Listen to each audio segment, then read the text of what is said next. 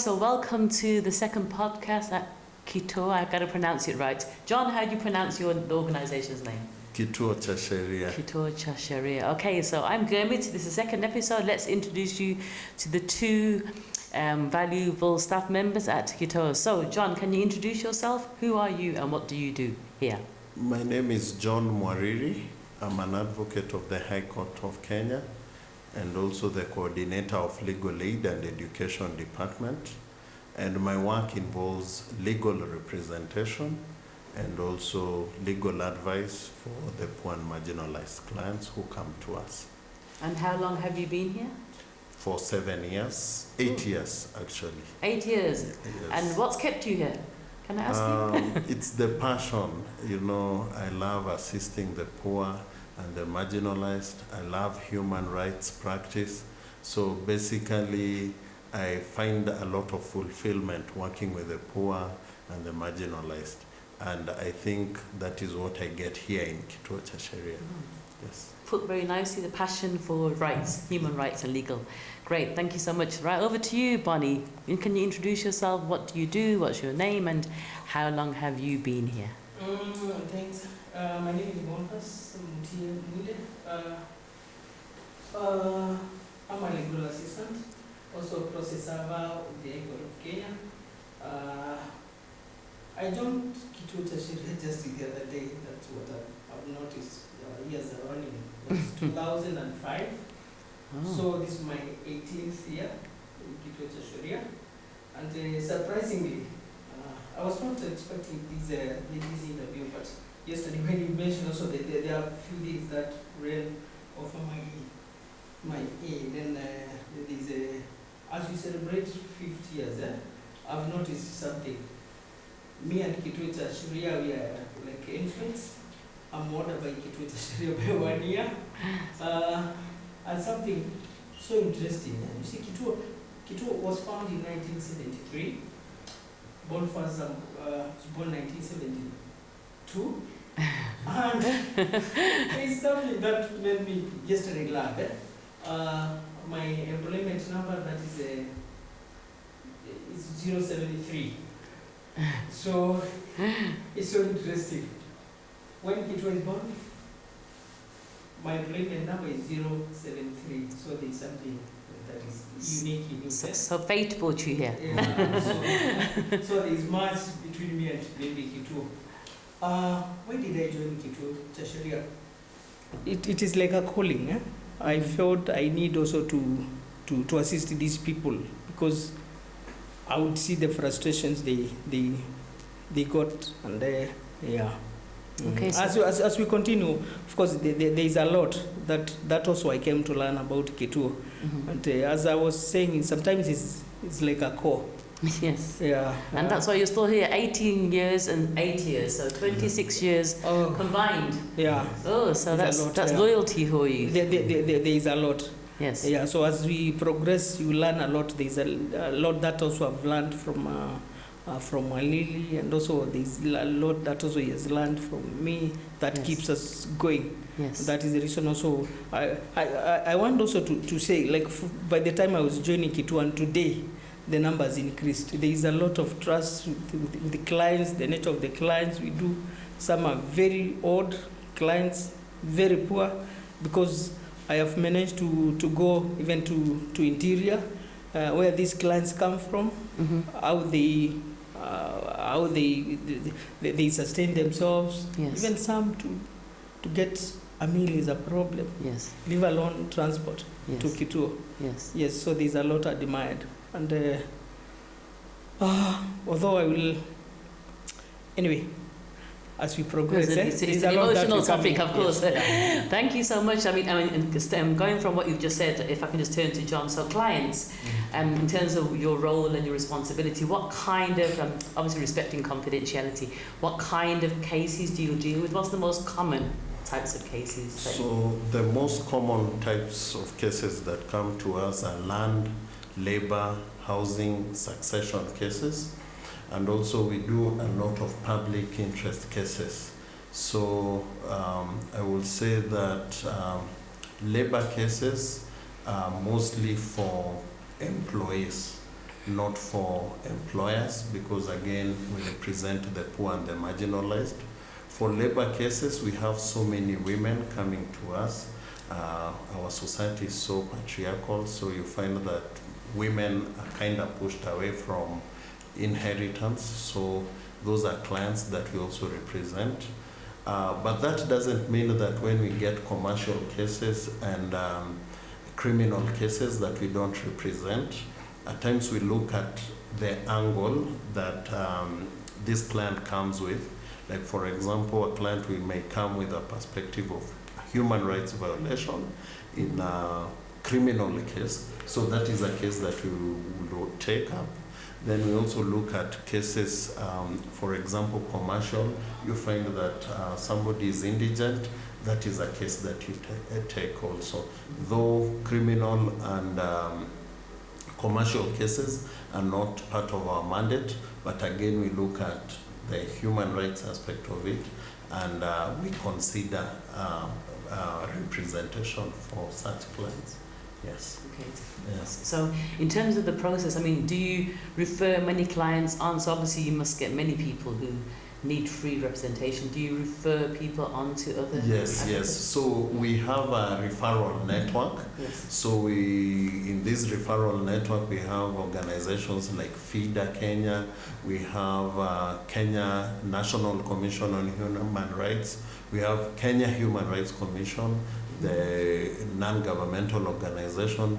We have the Commission on Administrative Justice. So these are our partners, and we work closely with them. So because of the overwhelming number of clients that we receive, we are not able to handle those cases, all of them. Mm-hmm. So we refer them to the partner organizations. Then again, we have a strong network of volunteer advocates. Mm-hmm. So we find that at times we send clients to our volunteer advocates because we cannot take all the cases by ourselves. We also work very closely with universities. These are universities like Nairobi University. We have Riara Law School, Kenya School of Law. So these are also institutions that we work closely with. They send their students to us here in Kituo, so they are able to do, the initial client interview, preparation of basic documents like demand letters, and just generally providing advice. So those are innovative ways that we are working towards assisting the overwhelming number of clients. I'd mentioned the commercial cases. There are clients who also come to us. They don't trust, lawyers and things like that. Yes. So we don't take such cases because these are clients who are able to pay. So we also refer them to our volunteer advocates. For the criminal cases which are not within our mandate, again, we also refer to our partner organizations and also the volunteer advocates. So basically trying to see that a client who steps in Kituo, Yes. whether indigent or able, is able to get legal guidance. Okay. And our name, Kituo cha Sheria, just talks about it, Legal Advice Center. Yes. Yes. Okay. So it speaks for Yeah. itself. Great. Yeah, it speaks for And itself. and you mentioned the students from the university. So do they come in like an internship contest or a context, or as volunteer placements, or do they? They come as volunteers. Okay. And they have their own, groupings within societies or Yes. something like that Okay. within the university. Yes. Like Nairobi University, they have one called Sala. So they send like three students in Yes. a week. Okay. Yeah, but mostly it's volunteer. You find that schools, they have also some sort of a program where you have to work in an institution Yes. for probably 3 months. Okay. So they come here, they work for Like a 3 placement, months. okay. Yes, some placement, yes. And do the universities fund you? Did they give you any money? No, they don't fund us, but we are happy with the manpower they give us. Well, yeah, you get Yes. resources, okay, Yes, in we- return. Yes, yes. And what makes going back to BONIFACE, what makes your services so efficient and effective, and how your customers must be satisfied? How do you fulfill this? Actually, of course, in an event, there are challenges, but we are happy because, like the way as talked, we have partners. Yes. And like this volunteer advocate scheme, actually it has assisted us very much. Yes. Because we can reach nearly, I would say, like 80% of within the Kenya. Okay. Because like in every town we have volunteer advocates whom we have recruited to a scheme. So we reach when we have a client who comes, for example, giving an example from Garissa. Yes. We do not need to go all the way to Garissa. Yes. We'll have to link our client with the volunteer who is in Garissa. Yes. So I would say for volunteers, dump up because we can reach many, and also still there's a time also we're considering ourselves like what we do. Yes. We do a lot, and also we just burn our hands. So Kituo, there's a time we had to see it and see how instead of giving fish, better we teach somebody how to fish. Yes. And also we came up with these community paralegal trainings because these are paralegals. Yes. Who, when they are empowered, they can reach their community because they are just within the community. Yes. Which is at least it has assisted Kituo to reach as many as possible. Yes. And like in any community, we like following if there are issues that affect community, then we do public industry litigation. Okay. So through that, I would say we are trying to assist like all corners of Kenya. Yes, of course. So at least we have done a lot. Yeah. But all in all, in my work, there's a case that surprised people, even me, the right to voting. Oh, okay. That I don't know if you have heard about it. And there was that time of referendum, and there was outcry if everybody do not give their views, so their views will not be taken into account. There are some people, some of our clients from, I think, Shimoratewa that time, prisons, they wanted to give their views, but they could not be allowed. So we had to go to court. In the current, in the constitution as at that time, yes, there is nowhere that was blocking prisoners from voting. Yes. So I think it was it was a, I don't know how I can place it, but it was an entry to Kituo to PIL cases. Okay. And this was a constitutional matter. Nobody would think that like Kituo will go to court to challenge government on this. So out of it, I was happy. Yes. At least so prisoners can vote through Kituo cha Sheria. And that was 2014 as well? When was this one? That was I think then it's around 2007. So it was big. And so some landmark achievements you've made, basically. Yes, and I think that's one of the cases that meant us be there was a award we got out of it. We are like pioneers of PIL. So you got the recognition. Yes. Something surprising. I was in a meeting and I was told that in the US prisoners don't vote, and in the UK too. Yeah, UK as well. That's correct. Prisoners don't vote. That's right. So I think through this initiative we are very proud of, because Kenya being I can call it a developing country. Sure, and we are setting precedents. We have set such a precedent where prisoners now vote. It's something that is now being emulated by other countries. So it's quite a success. Yeah, it's in terms of human rights, and me being from the UK, and I've worked in the criminology sector. Yeah, prisoners, I'm very surprised. There's around, I don't know what the statistics are now, 85, 90,000 prisoners, for example, in the UK. You have a captive audience that are going to exercise their right to vote. Why the UK doesn't let them vote? Whether they think they're going to form some bias. Every voter has a bias, let's be honest. That's what their right to vote. But yeah, the UK still doesn't allow it. So great accolade for having this achievement. Yeah. So those are part of the success that I can talk about, like and also like for individual cases. actually there are achievements that we have done. We have seen clients, like you remember Dacho? It was a sad story. Just imagine somebody files a matter today, a running down matter. Yes. And after judgment is read, he managed to get a copy, unsigned copy of the judgment. Yes. When he comes for certified copy the following day, the court file is not there. Okay. His advocate's file also is not good. It's not there. So everything is gone missing. And he has only uncertified copy of the judgment. By the time he was coming to Kituo, it was more than like 15 years. 15? Oh. 15 years. Yes. He had tried all his level best, but he could not make it. So out of it, client left here crying, yes, tears of joy. Okay. He was paid. Yeah. And also execution, it was not that easy. Yes. We would get warrants, would visit, want to arrest somebody. Also his needs. Yes. He has a burglar.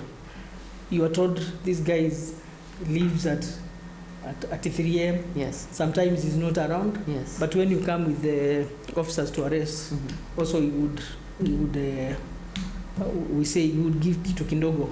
You would manipulate whatever. But at the end of the day, we managed to serve some justice. Yes. Yeah. Okay. So I mean, talking about clients, how many? I mean, it's what, 2023, 50-year anniversary this year.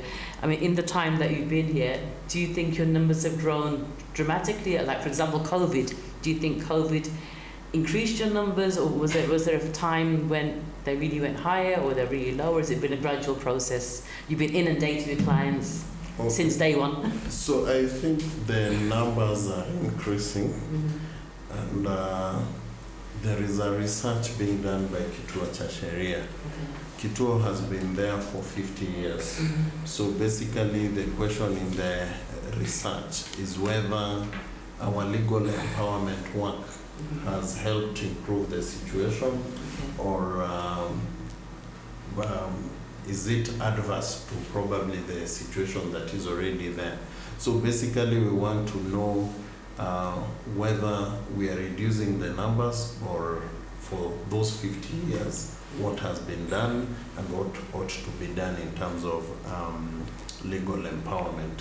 But again, you find that Kituo still is carrying or shouldering the burden of legal aid, and this is because there are no systems within the government to support the poor and the needy clients. So I think in terms of numbers, I may say that I think we are not improving, but let's wait for the results of the research. And this is because still the clients come to us. Yes. Go to the tent there, you find that clients are coming in. Yes. And you find it all depends on support for other organizations. Yes. So you find when, for example, an organization does not have support, so all the clients tend to come back to us, Kituo cha Sheria. Yes. So in terms of numbers, I may say that unless we come up with innovative ways, I think, and unless the government steps in, so the numbers will tend to increase. So it's for us as organization to think critically on how we can handle the numbers. Yes. An example, like we've just talked, we can work very closely with organizations that deal with human empowerment. We can work closely with institutions, legal institutions. We can work very closely with paralegals, probably empower paralegals to assist members at the community level. And I think, and BONIFACE mentioned, paralegals are very key in terms of helping members of the community access justice. And this I can say for sure, because there is a case during COVID, I remember the police used unproportionate force. So many people are being killed at the community level. As Kituo here in the office, these clients could not come to us. Yes. But the only way we were able to reach out to them is through our community paralegals. Okay. They are known there, so they acted as a link between the community and us, and that is how we were able to file a case in court.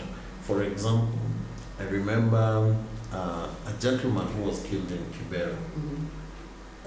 You cannot go directly and talk to the family.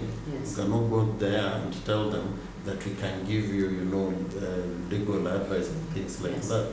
Already they've been violated by the state. Yes. So the way they are is that you cannot just go directly to them. Yes. So you have to build trust with them first. And how did we build this trust? Is through the paralegal.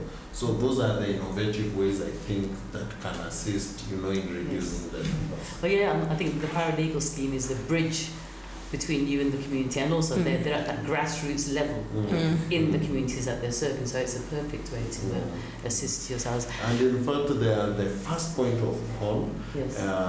In terms, you find that at times the priority is not legal aid. Yes. At times, if a person is raped at the community level, the priority is not, for example, legal, first of all.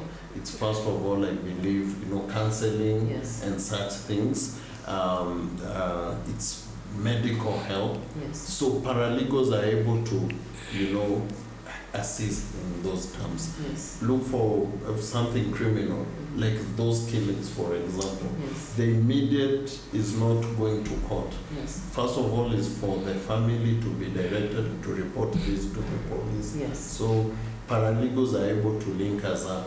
Yeah, and kind of give them the procedures and signposting. Yes. That's great. Okay, so thank you so much. I mean, by the way, you both dressed very smartly. I'm very impressed with your attire.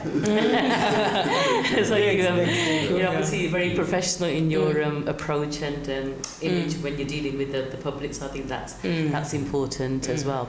So before we wind down, any final words? It's your 50th year anniversary, as I've said from the start, and this is a great avenue to make the public aware through the podcast. They'll be on YouTube, LinkedIn, Twitter, and so forth. So hopefully we can raise more awareness, especially to funders, especially to the government, who should be funding you, in my opinion. So this is just a general way to celebrate and acknowledge what you've achieved in 50 years. So any final comments, guys, before we close off? I know you've got clients already waiting outside. But just before we do the final comments, let me just talk briefly about the public interest cases. BONIFACE has talked about one of the cases that we handled, that is the Muthurwa eviction case. Yes. And this is one of the cases that the government was directed to come up with guidelines. Okay. So as we speak here, there are already guidelines on how evictions should take place. He's also talked about the prisoner's right to vote. Yes. We are representing, in the first climate change case in the country, we are representing two marginalized communities. That is the Ilchamos and Tugen communities in Baringo, in a case where they were displaced by water. And our case basically is that they were displaced because the rising waters were caused by climate change. Okay. So this is the first litigation around that area. So we are also representing victims of terrorism. You find that at times you find the government, in terms of coming in to assist, they are very slow. The response, particularly for the Garissa University, was very slow. Yes. And BONIFACE has explained the experiences. For us, when we interact with the clients, you just get to see how much the government can fail its citizens. Yes, a parent tells you that my child was crying out for help in the morning at 6, and by 2 p.m. he was still telling me, Mom, you can't call out to somebody to come and assist us. Yes. And eventually this child is killed. So you see that an organization like Kituo Sheria now steps in to find justice Yes. for such, parents. Yes. Then we have the 1998 bomb blast case. For 22 years, these victims of the 1998 US bomb blast case had not accessed justice. 22 years. For 22 years, from 1998, going around being told, no, we are going to compensate you, and all of that, and all that. And mark you, American citizens were actually compensated, but you find that Kenya. That's right. I remember reading this. So yes. So yeah. Why that discrimination? Yes, why that discrimination?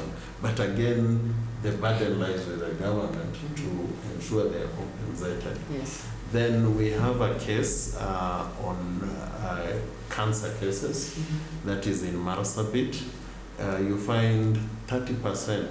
That county accounts to 30% of cancer cases.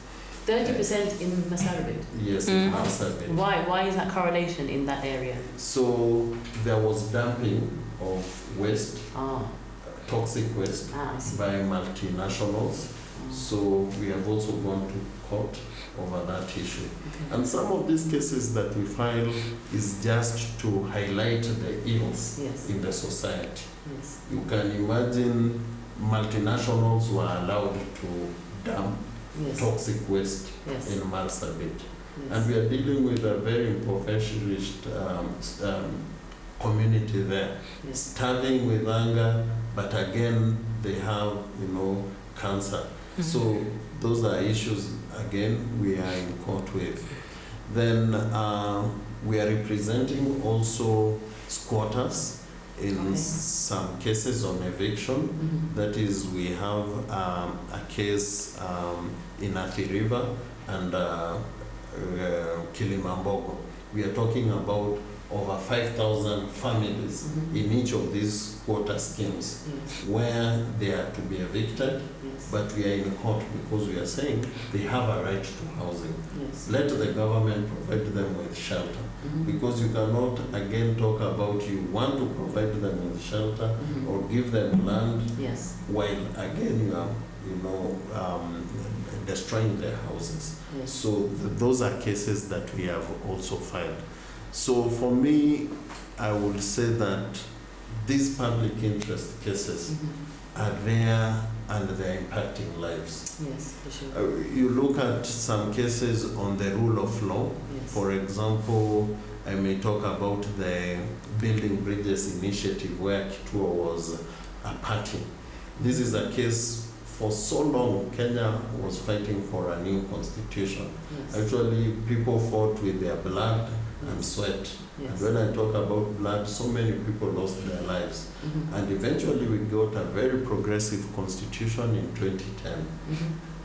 Due to political interests, then we hear that, politicians want to change the constitution to suit their interests. Yes, of course. So those are issues on the rule of law that also Kituo has gone to court over. Thanks for sharing. I mean, I'm familiar with the organisation, but I don't know the depths of your work, so I've learned something today. You need to come and just when we are doing the interviews, you see the clients that we handle. You find most of them have no sort of direction. They cannot raise even a fare. You see the clients who come to Kituo cha Sheria are not what as lawyers we call ideal clients. Person who comes and tells you this is the legal question that I have. Most of them come with so many issues. They tell you I don't have food, first of all, and like that. They have so many cases. They have trust issues. You find somebody, their child was killed by the police, something like that. So you try first of all to build trust, make them comfortable, and then now you get the story. And then from so many things that you are told, you try and see what are these legal issues. You have to kind of categorize and decipher what they're saying and what you can assist with and just help them alleviate their concerns. Yes, great, thank you. We should do a part 1, 2, and 3 interviews with the peer review because you have so much to say. So for closing remarks, I would say that I want to congratulate Kituo cha Sheria on its 50th anniversary. For the 8 years I've been here, Yes. I can testify that I've seen the work that Kituo is doing. Kituo is very relevant for now in our Kenyan society. I'm happy with how Kituo is fighting for the rights. It's fighting for social change. It's fighting for constitutionalism and entrenching of the rule of law. So I just congratulate Kituo cha Sheria. Thank you so much. And Boniface, final comment Final comment. before your clients start knocking on the door? Actually, also they are following us here. Yes. Because now they're wondering what is happening. Yes. But also, I say it is their right. Yes. Yeah, and actually, we take them as the kings. If it was not for them, we wouldn't be here. Yeah, of course. And it's about it's love. Yes. Yeah, when we assist them, when they live here, happy, we are happy. Yes, for sure. That is the priority number one. And also for Kituo Echo, yeah, Kituo, I like the way we work. We are innovative, and by this, I would say, it's like we anticipated COVID will be coming. Why did we come up with the MWARIRI? MWARIRI actually assisted our clients most when we were at home, because somebody would just switch their mobiles. They would get legal advice. Because I remember even John, we at home, but also we assisting our clients through the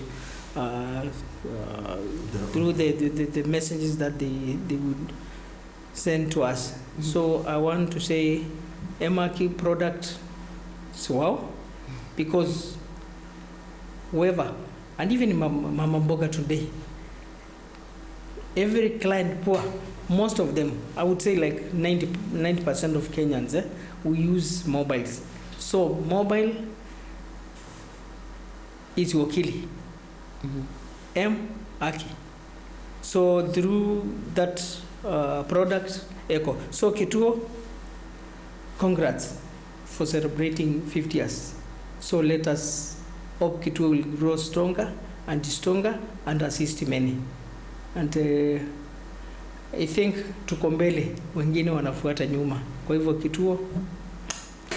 Thank you. So on that note, amen. Thank you so much for your time, guys, and we'll wait for the next episode. But yes, you can obviously access this on Facebook, LinkedIn, Twitter, and I'm sure you'll have it around the office anyway. Thank you so much. Thank you very much. Yeah.